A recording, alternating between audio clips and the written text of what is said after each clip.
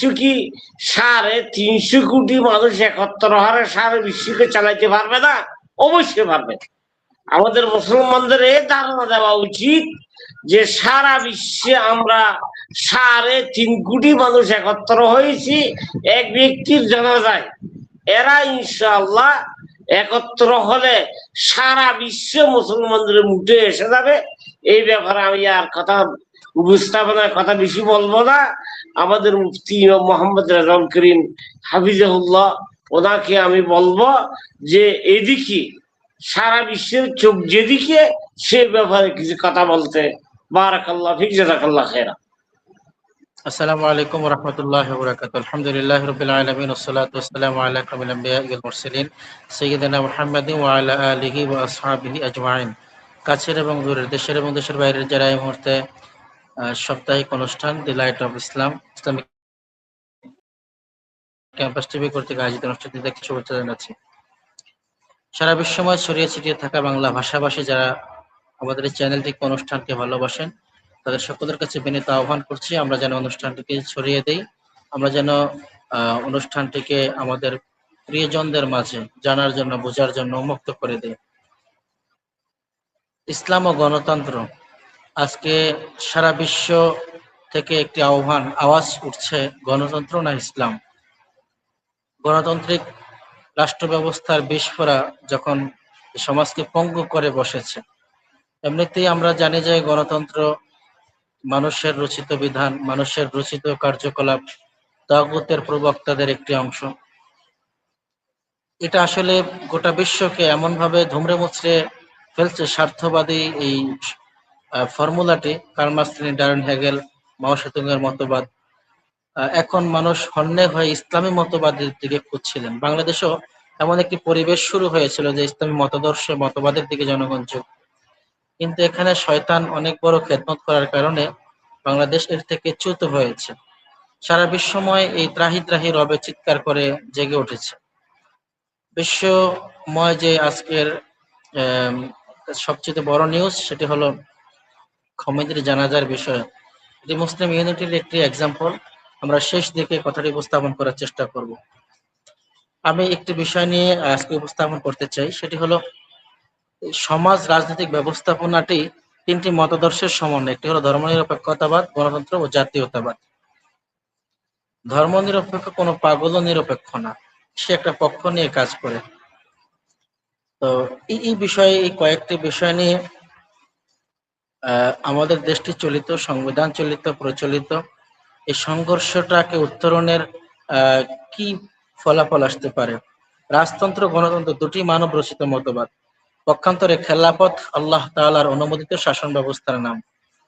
আমরা দুই একটি পয়েন্ট উপস্থাপন করতে চাই। গণতন্ত্র জনগণের সার্বভৌমত্বে মানা হয়, যা স্পষ্ট শিরক। পক্ষান্তরে ইসলামের খেলাফতি রাষ্ট্র আল্লাহ তাআলার সার্বভৌমত্ব মানা হয়, সার্বভৌমত্ব মানার কারণে, যা তাওহীদের অন্তর্ভুক্ত।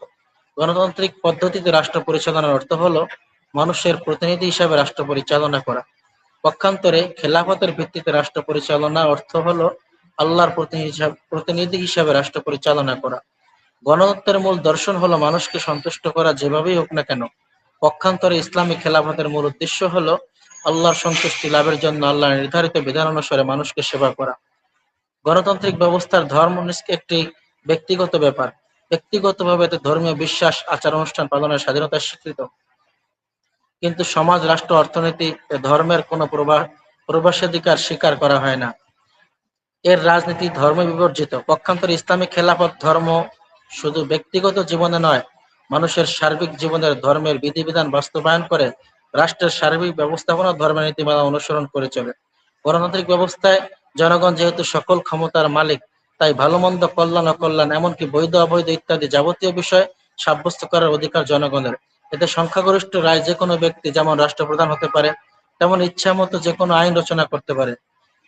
এজন্য গণতন্ত্রের চূড়ান্ত কথা হলো রাষ্ট্রের স্বাধীনতা, ব্যক্তির স্বাধীনতা, by the people, for the people, of the people. পক্ষান্তরে ইসলামী রাষ্ট্রে আল্লাহকে যেহেতু সার্বভৌম ক্ষমতার মালিক মানা হয়, সেহেতু ভালো মন্দ, কল্যাণ অকল্যাণ, বৈধ অবৈধ ইত্যাদি যাবতীয় বিষয়ে আল্লাহর নির্দেশনা অনুসারে আইন প্রণয়ন ও বাস্তবায়ন করা হয়। সংখ্যাগরিষ্ঠ মানুষের মতানুসারে মত অনুসরণ করার নীতিমালা ইসলামে এড়িয়ে চলে, কেননা আল্লাহ অধিকাংশ মত অনুসরণকে নিরুৎসাহিত করেছেন। আল্লাহ সুবহানাহু ওয়া তাআলা রাসূল সাল্লাল্লাহু আলাইহি ওয়াসাল্লামকে সূরাতুল আনআম ৬ নম্বর সূরার ১১৬ নম্বর আয়াতের মধ্যে বলেছেন, আপনি অধিকাংশ মানুষের যদি অনুসরণ করেন, আনুগত্যতা করেন, তাহলে আপনি সরল পথ থেকে চ্যুত হয়ে যাবেন, মানে শিরকের মধ্যে নিপতিত হবেন। গণতন্ত্রের রাজনীতি চলে বহুদলীয় পদ্ধতিতে। একদল সংখ্যাগরিষ্ঠতার ভোটে নির্বাচিত হয়ে রাষ্ট্র বা সরকার পরিচালনা করে, ভোটে পরাজিত দল বা দলসমূহ বিরোধী দল থেকে সরকারের সমালোচনা করে। পক্ষান্তরে ইসলামী রাষ্ট্রের বহুদল মত ধর্ম উপস্থিতি থাকলেও রাষ্ট্র বা সরকারের ব্যবস্থায় বহুদলীয় ব্যবস্থাপনা স্বীকৃত নয়, কেননা তাতে পক্ষপাতিত্বের সম্ভাবনা থাকে। ইসলামী রাষ্ট্রের খলিফা উম্মার দায়িত্বশীল বা খাদেম হিসেবে রাষ্ট্র পরিচালনা করেন, তিনি কোনো বিশেষ দলের লোক হন না। গণতান্ত্রিক ব্যবস্থায় রাষ্ট্র প্রধান বা শাসক একটি নির্দিষ্ট মেয়াদ পর্যন্ত ক্ষমতা থাকেন। মেয়াদ শেষ হয়ে গেলে সার্বিক যোগ্যতা ও সক্ষমতা থাকা সত্ত্বেও তাকে ক্ষমতা ছেড়ে দিতে হয়। পক্ষান্তরে ইসলামী খেলাফতের রাষ্ট্রপ্রধান যতদিন যোগ্যতা সক্ষমতার সাথে শাসন কার্য পরিচালনা করতে পারবেন, ততদিন ওই দায়িত্বে বহাল থাকবেন। যোগ্যতা হারালে বা অক্ষম প্রমাণিত হলে ওই মুহূর্তে বিদায় নেবেন বা বিদায় করা হবে। তাকে শাসন ক্ষমতায় বসানো বা প্রয়োজনে বিদায় করা শরীয়তের আবশ্যক। গণতন্ত্রে নেতাকে পদপ্রার্থী হতে দেয়, নিজের যোগ্যতা গুণাবলীর ঘোষণা দিয়ে তাকে পদের উপযুক্ত প্রমাণ দিতে হয়। অপরপক্ষে ইসলামে কেউ নেতৃত্ব বা পদ চাইলে তিনি নেতৃত্ব দানের অযোগ্য হিসাবে বিবেচিত হন, তাকে দায়িত্ব দেওয়া হয় না। গণতান্ত্রিক রাষ্ট্রের শুরা বা পরামর্শ পদ্ধতি এবং ইসলামী রাষ্ট্রের শুরা বা পরামর্শ পদ্ধতি একরকম নয়, অথচ এই শুরা ব্যবস্থা কি গণতন্ত্রের সাথে ইসলামী রাষ্ট্রের ব্যবস্থাপনার সাদৃশ্য প্রমাণের জন্য সবচেয়ে বেশি যুক্তি উপস্থাপন করা হয়। গণতান্ত্রিক পার্লামেন্টের শুরা সদস্যদের যোগ্যতা মানা এবং তাদের কার্যপ্রণালী, আর ইসলামী রাষ্ট্রের শুরা সদস্যদের যোগ্যতা ও মান এবং কার্যপ্রণালী প্রতি লক্ষ্য করে উভয় ব্যবস্থার মধ্যে আসমান ও জমিন ব্যবধান পরিলক্ষিত হয়। গণতন্ত্রের গণতন্ত্রে জ্ঞানী, মূর্খ, বোকা, বুদ্ধিমান, সৎ, অসৎ সব ধরনের মানুষের শুরা সদস্য হওয়ার সুযোগ রয়েছে এবং সব ধরনের মানুষের মতামত গ্রহণ করে সংখ্যাগরিষ্ঠতার উপর সিদ্ধান্ত নেওয়া হয়। এক্ষেত্রে মূর্খ বা বেকার দল বেশি হওয়ার কারণে সিদ্ধান্ত ভুল হোক সঠিক হোক, পক্ষান্তরে উম্মার বাছাইকৃত সেরা জ্ঞানী গুণী বিচক্ষণ ব্যক্তিদের নিয়ে ইসলামী রাষ্ট্রের মজলিসে শুরা গঠিত হয় এবং তাদের পরামর্শক্রমে সিদ্ধান্ত হয়। এখানে সংখ্যাগরিষ্ঠদের রায় চূড়ান্ত নয়, কখনো সংখ্যাগরিষ্ঠের রায় বা মত গ্রহণ করা হতে পারে না, কখনো লঘিষ্ঠের মত গ্রহণ করা হতে পারে। যদি সংখ্যাগরিষ্ঠের মতামতের চাইতে সংখ্যালঘিষ্ঠের মতামত বেশি কল্যাণকর মনে হয়, এমনকি ১০০ জন শুরা সদস্যের মধ্যে একজন সদস্যের পরামর্শ বা মত যদি দলিল ও প্রমাণ বিবেক বিবেচনার অনুকূলে হয়, তাহলে সেটি গ্রহণ করা হয়। আবার আইন প্রণয়নের ক্ষেত্রে গণতান্ত্রিক পার্লামেন্টের সদস্যগণ সংখ্যাগরিষ্ঠতার জোরে যে কোনো আইন তৈরি করতে পারে। তারা হালালকে হারাম, হারামকে হালাল, ভালোকে মন্দ, মন্দকে ভালো বলে বিল পাস করতে পারে। এক্ষেত্রে তারা স্বাধীন। পক্ষান্তরে ইসলামী রাষ্ট্রের মজলিসে শুরার এরকম সিদ্ধান্ত নেওয়ার কোনো সুযোগ নেই। কোরআন হাদিসে বর্ণিত বিধানের বিষয়ে পুনর্বিবেচনা বা মতামত প্রদানের কোনো সুযোগ নেই। পরামর্শ করা হয় নতুন উদ্ভূত কোনো সমস্যা বিষয় নিয়ে, যে বিষয়ে কোরআন হাদিসের বক্তব্য স্পষ্ট নয় অথবা বিস্তারিত আমাদের বুঝে আসে না। গণতন্ত্র কেন শিরক? আমরা কেন আজকে এই বিষয়টি নিয়ে কথা বলছি? যে নীতিমালা, যে আইন ব্যবস্থা, যে বিচার ব্যবস্থা আমাদের কাউকেই শান্তি দিতে পারেনি, তাহলে শান্তি কোত্থেকে আসবে? ইসলামের ছায়াতলে যদি আমরা আসতে চাই, তাহলে জনগণের কাছে ইসলামের সুবিধা, গণতন্ত্রের অসুবিধাটা পার্থক্য না বুঝাতে পারলে আমার মনে হয় জনগণ এখানে আসবে না। আমরা গণতন্ত্রকে কেন শিরক বা কুফরি মতবাদ বলছি? গণতন্ত্রের মূল নীতি সমূহ স্পষ্ট শিরক এবং কুফরি হিসাবে প্রমাণিত। যেমন সার্বভৌমত্বের ক্ষেত্রে গণতন্ত্রের মূল কথা জনগণের সার্বভৌমত্ব, অর্থাৎ সকল ক্ষমতার মালিক, অর্থাৎ সকল ক্ষমতার উৎস জনগণ। এ কথা নিঃসন্দেহে শিরক, কেননা আল্লাহ সুবহানাহু ওয়া তাআলা বলেন, ওয়ালাম ইয়াকুল্লাহু শারীকুম ফিল মুলক, রাজত্বে তার কোনো শরীক নেই। সূরা বানী ইসরাঈল 17 নম্বর সূরা 111 নম্বর আয়াত। রব্বে কারীম আরো বলেছেন 3 নম্বর সূরা আলে ইমরানের 26 নম্বর আয়াতে, কুলিল্লাহুম্মা মালিকাল মুলক তুতিল মুলকা মান তাশা ওয়া তানজিউল মুলকা মিম্মান তাশা ওয়া তুইজ্জু মান তাশা ওয়া তুযিল্লু মান তাশা বিয়াদিকাল খায়র ইন্নাকা আলা কুল্লি শাইইন কাদির। তুমি বলো, হে আল্লাহ, রাজত্বের মালিক, আপনি রাজত্বের মালিক, আপনি যাকে চান রাজত্ব দান করেন, যাকে চান রাজত্ব কেড়ে নেন। অন্যত্র আল্লাহ সুবহানাহু ওয়া তাআলা 67 নম্বর সূরা সূরাতুল মুলক 1 নম্বর আয়াতের মধ্যে বলেছেন, তাবারাকাল্লাযী বিয়াদিল মুলক ওয়া হুয়া আলা কুল্লি শাইইন কাদির।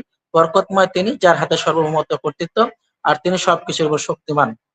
মহান আল্লাহ তাআলা বলেন, আল্লাযী লাহু মুলকুস সামাওয়াতি ওয়াল আরদ ওয়া লাম ইয়াত্তাখিয ওয়ালাদান ওয়া লাম ইয়াকুল লাহু শারীকুন ফিল মুলক, যার হাতে রয়েছে নবমণ্ডলের রাজত্ব, তিনি কোনো সন্তান গ্রহণ করেন না এবং রাজত্বে কোনো শরিক নেই। সূরাতুল ফুরকান 25 নম্বর সূরা 2 নম্বর আয়াত।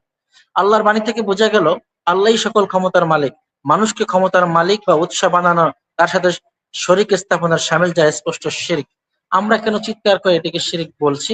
এজন্যই বলছি, ক্ষমতায়, অস্তিত্বে, আইন প্রণয়নে আমি আল্লাহর সাথে অন্য কাউকে শরিক করছি, যার কারণে আল্লাহ আমার প্রতি অখুশি। রহমতের দ্বার আল্লাহ তাআলা আসমান থেকে খুলে দিবেন না, কখনোই দিবেন না। আইন প্রণয়নের ক্ষেত্রে গণতন্ত্রের আইন বিধান রচনার চূড়ান্ত ক্ষমতা অর্পণ করা হয় পার্লামেন্ট সদস্যদের উপর। সংখ্যাগরিষ্ঠ সদস্য যেটা বলে সে বিষয়ে সম্মত হবে, সেটাই হবে দেশের সর্বোচ্চ আইন। যার বিরোধিতা করা আইনগত অপরাধ। গণতন্ত্রের সংসদ সদস্যদের সংখ্যাগরিষ্ঠতাকে কোরআন সুন্নাহর উপর স্থান দেওয়া হয়। সংখ্যাগরিষ্ঠতার জোরে তারা কোরআন সুন্নাহ বিরোধী আইন তৈরি করতে পারে, এমনকি আল্লাহর আইন বাতিলও হতে পারে। উদাহরণস্বরূপ বলা যায়, পতিতাবৃত্তির লাইসেন্স দেওয়া হয়, মদের লাইসেন্স দেওয়া হয়, সুদের বৈধতা দেওয়া হয়, 18 বছরের পূর্বে বিয়ে নিষিদ্ধ করা হয়, 16 বছরের বয়স পারস্পরিক সম্মতিতে জেনা করলে তার বৈধতা দেওয়া হয়, স্বামীর অনুমতিতে স্ত্রী অন্য পুরুষের সাথে ব্যভিচার করলে তার বৈধতা দেওয়া হয়, যাত্রা হল, সিনেমা, প্রকাশ্য বেহায়াপনা, অশ্লীলতা চর্চাকে অনুমোদন দেওয়া হয়।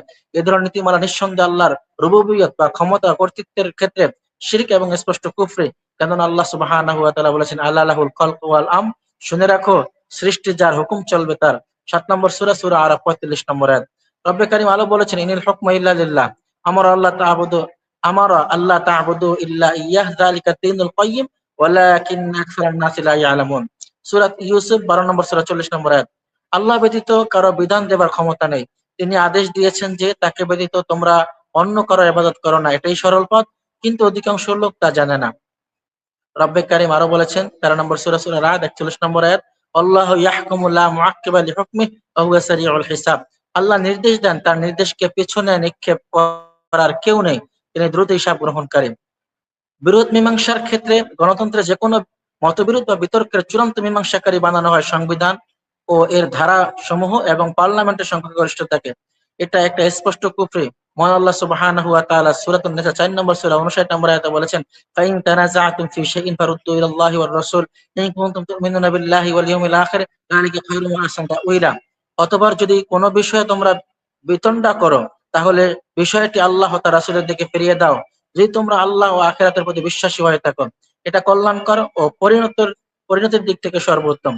রব্বে কারীম আলো বলেছেন সূরাতুল আহজাব 33 নম্বর সূরা 36 নম্বর আয়াত, ওমা কানা লিমুমিনিন ওয়ালা মুমিনাতিন ইযা কাদাল্লাহু ওয়া রাসূলুহু আমরান আন ইয়াকুনা লাহুমুল খায়রাতু মিন আমরিহিম ওয়া মান ইয়াসিল্লাহা ওয়া রাসূলাহু ফাকাদ দাল্লা দালালাম মুবিনা। আল্লাহ ও তার রাসূল যে কোনো বিষয়ে ফয়সালা দিয়ে, কোনো মুমিন যদি আল্লাহ এবং আল্লাহর রাসূল কোনো বিষয়ে ফয়সালা দিয়ে থাকেন, কোনো মুমিন পুরুষ বা নারী সে বিষয়ে নিজস্ব কোনো ফয়সালা দেওয়ার এখতিয়ার নেই।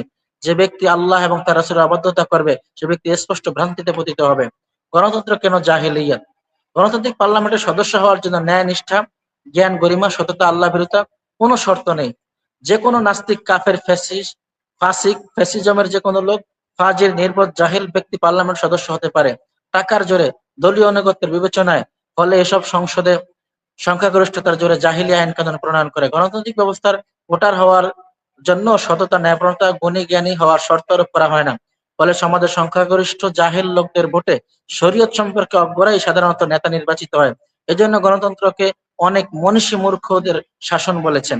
রাষ্ট্রবিজ্ঞানী ও দার্শনিক প্লেটো গণতন্ত্র সম্পর্কে বলেছেন, বুদ্ধিমানের চেয়ে মূর্খ ও অবিবেচকের চেয়ে সংখ্যা অধিক, সুতরাং সংখ্যাধিক্যের শাসন বলে এটা পক্ষান্তরে মূর্খের শাসন। আমরা এখন যদি এটা বলি মূর্খের শাসন, অনেকে মাইন্ড করবেন, কিন্তু রাষ্ট্রবিজ্ঞানী ও দার্শনিক প্লেটো তো তিনি বলেছেন মূর্খের শাসন।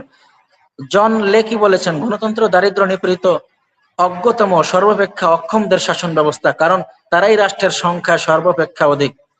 মিশরি ইসলামিক স্কলার মুহাম্মদ কুতুব বলেন, আল্লাহর দাঁড়িপাল্লার বিধান হলো দুইটি, একটি হলো আল্লাহর বিধান, অপরটি হলো জাহিলিয়াতের বিধান। সূরা মায়দা 50 নম্বর আয়াত। গণতন্ত্র আল্লাহর বিধান নয়, সুতরাং তা আল্লাহর মাপকাঠিতে জাহিলিয়াতের বিধান। আবার হুকমাল জাহিলিয়াতি ইয়াবগুন ওয়া মান আহসানু মিনাল্লাহি হুকমান লিকওমিন ইউকিনুন। আল্লাহ তাআলা বলছেন যে তুমি আল্লাহর বিধানের বাইরে গিয়ে অন্য কোনো বিধান রাষ্ট্র পরিচালনা খুঁজছো, অথচ সেটা জাহিলিয়াত, এটার মধ্যে কোনো কল্যাণ নেই। শেখ নাসিরউদ্দিন আলবানী বলেন, ইসলাম ও গণতন্ত্র দুটি বিপরীতমুখী ব্যবস্থা, যা কখনো এক হবার নয়। আল্লাহর উপর ঈমান এবং আল্লাহ নির্দেশিত পন্থায় জীবন পরিচালনা, অপরটি তাগুত, আল্লাহ বিরোধী অনুশাসন, এর প্রতি ঈমান, তদ অনুযায়ী জীবনযাপন পরিচালনার উপর নির্ভরশীল। আবু কাতাদা উমর বিন মাহমুদ বলেন, যেসব লোক ইসলামকে গণতন্ত্রের সাথে এক করে দেখতে চায় তাদের প্রচেষ্টা জিন্দিকদের, যাদের মুখে ইসলাম প্রকাশ করে অন্তরে কুফরি গোপন করে করার মতন, যারা আল্লাহর দিনকে মানুষের প্রবৃত্তির সাথে সামঞ্জস্যপূর্ণ করার জন্য পরিবর্তন করে ফেলে। ইসলাম জনগণকে বিধানগত ক্ষেত্রে পছন্দ অপছন্দের স্বাধীনতা দেয়নি, যেহেতু জনগণের জন্য ইসলামের বিধান অনুযায়ী পরিচালিত হওয়া, শাসককে মুসলিম হওয়া আবশ্যক। অপরদিকে গণতন্ত্র জনগণকে তাদের উপর প্রযোজ্য বিধিবিধান প্রণয়নের পূর্ণ স্বাধীনতা দিয়েছে। এটা গণতন্ত্রের মৌলিক তত্ত্ব, যা সম্পূর্ণ ইসলাম বিনষ্টকারী। ডক্টর মোহাম্মদ আসাদুল্লাহ আল গালিব বলেন, বর্তমান গণতান্ত্রিক বিশ্বের সর্বত্র সামাজিক অশান্তির অন্যতম প্রধান কারণ হলো প্রচলিত এই নেতৃত্ব নির্বাচন ব্যবস্থা। কেন্দ্রে ও স্থানীয় সংস্থাসমূহের সর্বত্র নির্বাচনী ব্যবস্থা চালু হয়, সর্বত্র নেতৃত্বের লড়াই, পারস্পরিক হিংসা, হানাহানি, সামাজিক অশান্তি, অস্থিতিশীলতা তৃণমূল পর্যায়ে ব্যাপ্তি লাভ করেছে। মৌলানা আশরাফ আলী থানভী রাহিমাহুল্লাহ বলেছেন, মোট কথা ইসলামের মধ্যে গণতান্ত্রিক শাসনের নামে কোনো কিছু নেই। এটি নব আবিষ্কৃত তথাকথিত গণতন্ত্র, শুধু এটি বানানো প্রতারণার বস্তু। বিশেষ করে এমন গণতান্ত্রিক রাষ্ট্র বা মুসলিম এবং কাফের শাসকদের সমন্বয়ে গঠিত অনইসলামিক রাষ্ট্র ছাড়া আর কি হতে পারে। কনক্লুশন, ইসলামকে বিদেশি মাপকাঠিতে ব্যাখ্যা দান চিরদিনের জন্য বন্ধ করতে হবে। ইসলামকে তার নিজ জায়গায় থেকে দেখতে হবে ও দেখাতে হবে। ইসলামের শাসনতন্ত্র, ইসলামের স্বকীয়তা বজায় রেখে আধুনিক যুগে বৈজ্ঞানিক পন্থা যৌক্তিকভাবে ইসলামকে উপস্থাপন করা সম্ভব। মানবরচিত কোনো মতবাদ, বস্তুবাদী আদর্শের ছত্রছায়া ইসলামকে বর্তমান যুগের সাথে খাপ খাওয়ানোর প্রচেষ্টা আত্মঘাতী। কোনো মানুষই যেমন একসঙ্গে দুই প্রভুর গোলামি করতে পারে না, ঠিক তেমনি একই সঙ্গে বিরোধী দুটি আদর্শের অনুসরণ ব্যক্তির পক্ষে অসম্ভব। আমি যে কথাগুলো বলেছি গণতন্ত্রের ব্যাখ্যা ডক্টর এমাজউদ্দিন, তিনি একজন রাষ্ট্রবিজ্ঞানী, এবং ডক্টর মাসুদুর রহমান রাষ্ট্রবিজ্ঞানী, সৈয়দ মাকসুদ আলী রাষ্ট্রবিজ্ঞানী, তাদের প্রত্যেকের তথ্য রেফারেন্স এখানে উপস্থাপন করেছি। খেলাফত মেনহা আলা মেনহাজিন নবুওয়ার বিষয়ে কিছু তথ্য আমরা আজকে উপস্থাপন করার মানে হলোই, বাংলাদেশের সমস্যাগুলো যদি এক পাল্লায় আমরা তুলে ধরি, গত অনুষ্ঠানে আমরা বলেছি হাজারো সমস্যা বিস্তৃত হবে, কিন্তু এর সমাধান যদি আমরা এক পলকে এক দৃষ্টিতে কথা বলি, তাহলে খেলাফত ব্যবস্থার বাইরে এর সমস্যার সমাধান করার কোনো সুযোগ নেই। খেলাফত ব্যবস্থার বাইরে এই সমস্যার সমাধান করার কোনো সুযোগ নেই।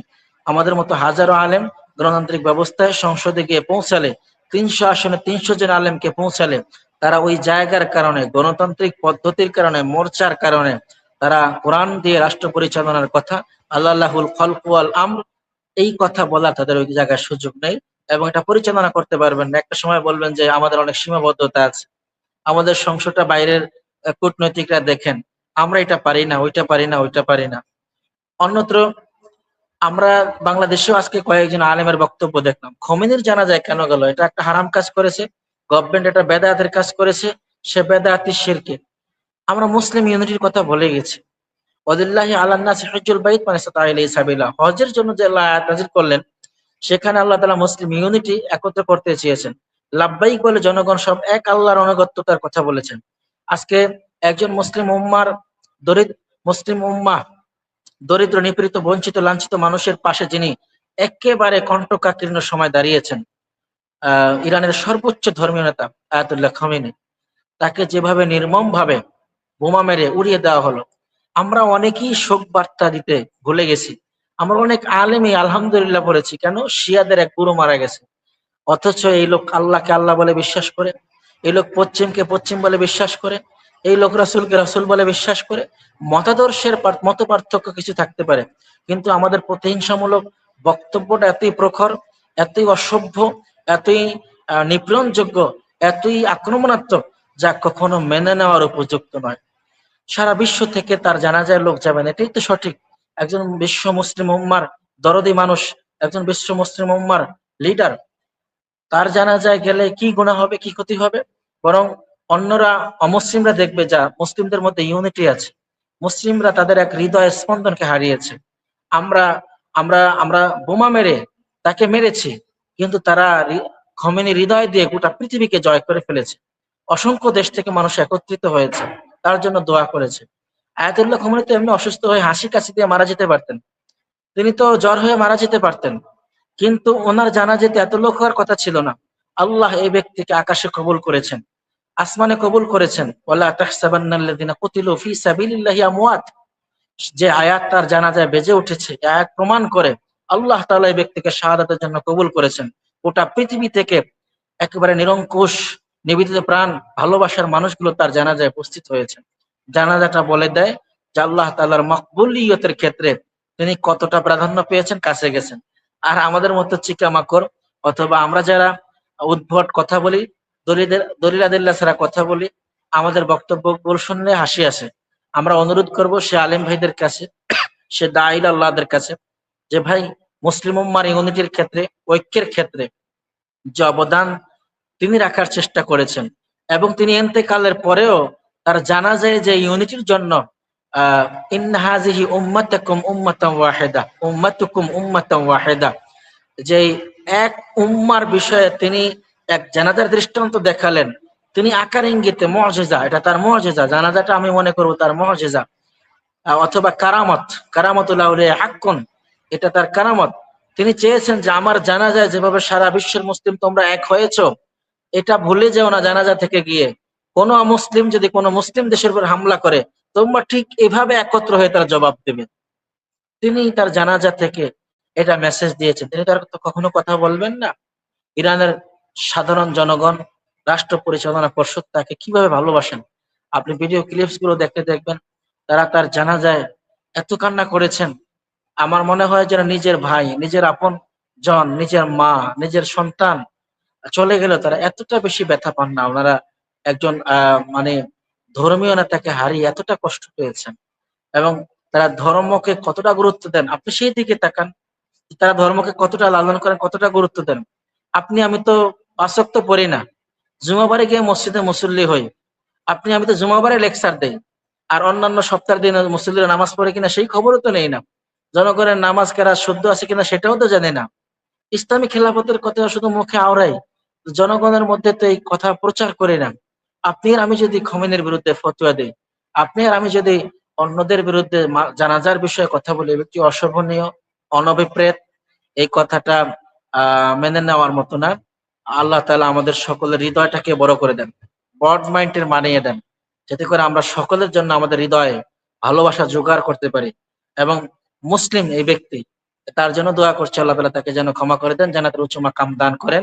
এবং বাংলাদেশ সমসাময়িক যে সমস্যাগুলো রয়েছে, ওস্তাদ ডক্টর বশির আহমদ হাফিজাহুল্লাহ কথা বলবেন।